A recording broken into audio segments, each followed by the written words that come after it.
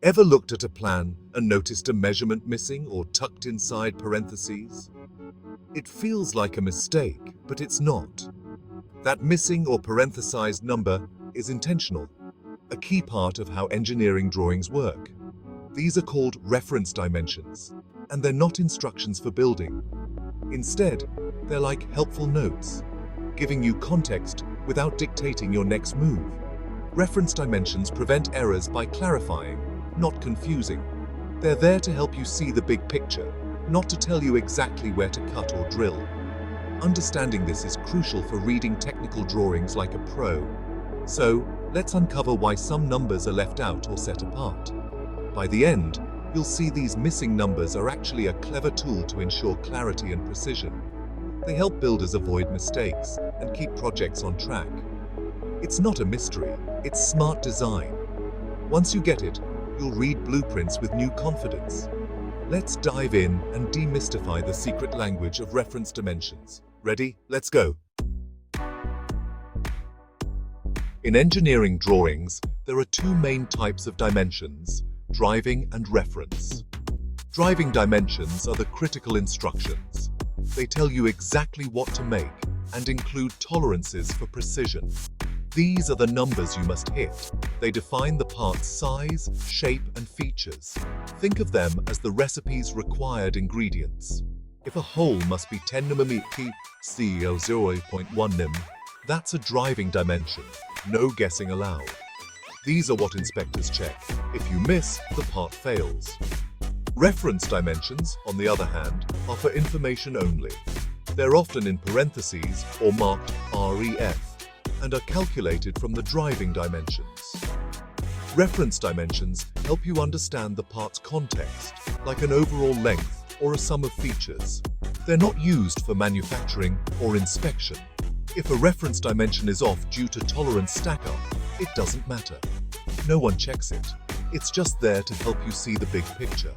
Driving dimensions control the build. Reference dimensions guide your understanding. That's the key difference. Why include reference dimensions at all? They make drawings clearer and safer. First, they avoid duplication.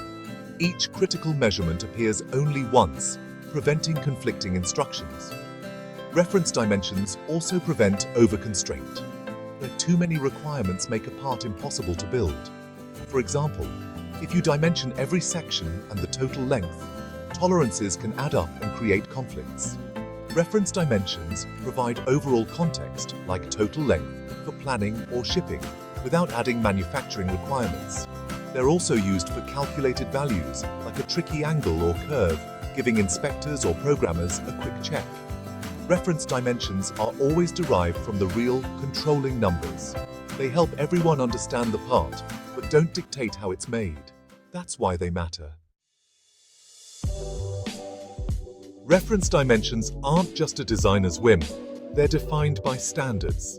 ASME Y14.5 in North America and ISO 129 elsewhere set the rules. Both require reference dimensions to be clearly marked, usually with parentheses or REF. For example, an L bracket might have a base of 80 mm and a thickness of 5 mm, both driving dimensions. The overall length, 85 mm, would be shown as 85 or 85 REF. The machinist focuses on the 80 mm and 5 mm. The 85 mm is just for context. If the base and thickness are at their tolerance limits, the overall length will vary. Making the overall length a reference dimension prevents inspection conflicts. This keeps attention on what's truly critical. That's the power of standards. So next time you see a number in parentheses, remember, it's information, not instruction. Driving dimensions are for making and inspecting. Reference dimensions are for understanding. Reference dimensions provide context, show overall sizes, or display calculated values, but don't add constraints. This system keeps manufacturing clear and efficient. By marking reference dimensions, designers prevent confusion and impossible requirements. Embrace the parentheses. They show thoughtful design. Use reference dimensions to understand the part, but always build to the driving dimensions. This knowledge makes you a better, more confident builder. The language of engineering drawings is universal.